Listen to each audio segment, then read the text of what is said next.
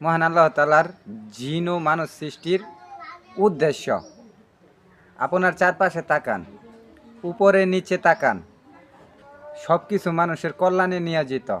আকাশ কাদের সেবা দেয়, সূর্য কাদের সেবা দেয়, মাটি কাদের প্রয়োজনে, বাতাস কাদের প্রয়োজনে এবং গাছপালা কাদের প্রয়োজন পূরণ করে, জীবজন্তু, পাখি, নদী নালা, খাল বিল সব কিছুই কিন্তু মানুষের প্রয়োজন পূরণ করে যাচ্ছে। বিশাল বড় বড় পাহাড় কাদের প্রয়োজনে, আমরা সেখানে কিন্তু ঘুরতে যাই আমাদের মনোরঞ্জন ও বিনোদনের জন্য। এটা তো আছেই, কিন্তু মূল উদ্দেশ্য হচ্ছে জমিনের উপর যদি পাহাড় না থাকতো তাহলে কিন্তু পৃথিবীর ভারসাম্য থাকতো না।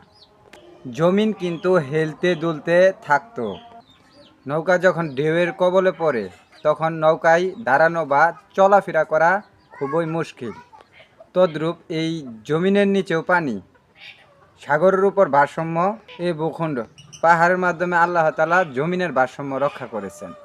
অর্থাৎ হাদিসটিতে আমরা জানতে পারলাম পাহাড়ের মাধ্যমে আল্লাহ তাআলা জমিনের ভারসাম্য রক্ষা করেছেন।